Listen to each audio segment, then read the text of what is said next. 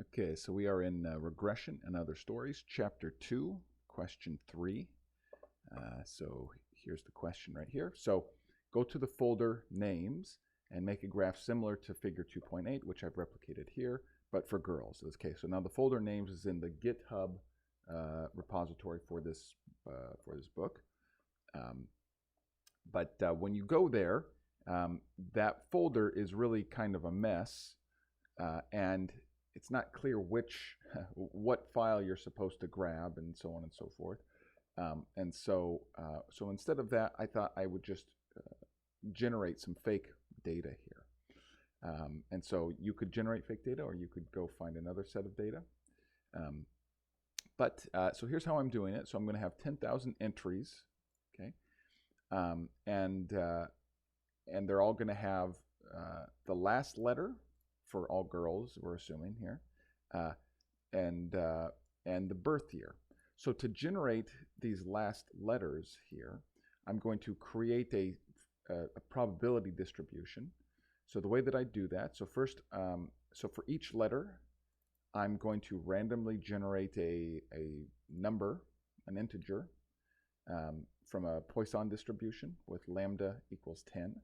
Okay, so we'll get random numbers, one random number assigned to each letter, and then I'm going to, so that's going to be whole numbers, and then if I divide by the sum of that, then I will get a probability distribution for, right, so each letter will have a certain probability of, being at the end of a name, and then I'm going to sample from letters, okay, and so letters is an object already in R, right? Just all of the letters, A, B, C, D.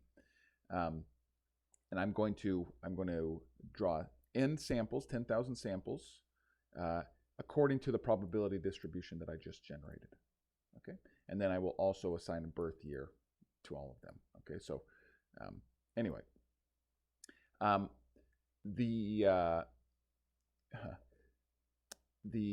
of the problems with this is that you see here that there seems to be some kind of trend moving as we go along here for each of the letters, okay?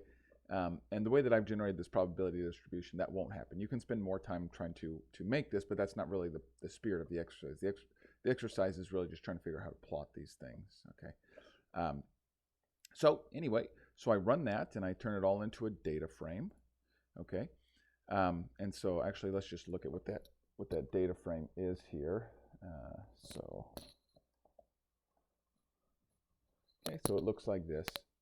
Okay, so we have the year as well as the letter, and that's fine. In fact, I'm going to show the whole data set here, or a truncated version of it.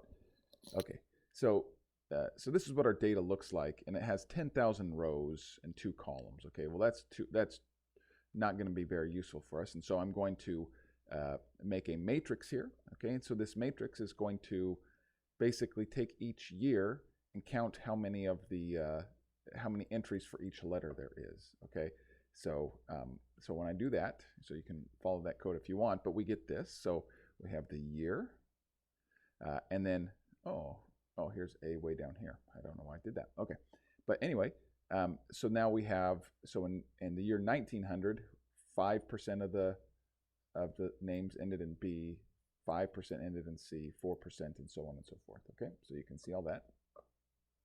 Okay, and now plotting it. So I'm going to set up a plot here.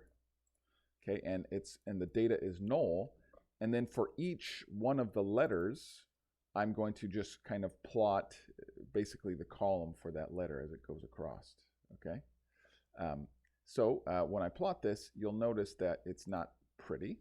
Okay, so I'm only actually showing 2 letters because it's so messy. Why is it messy?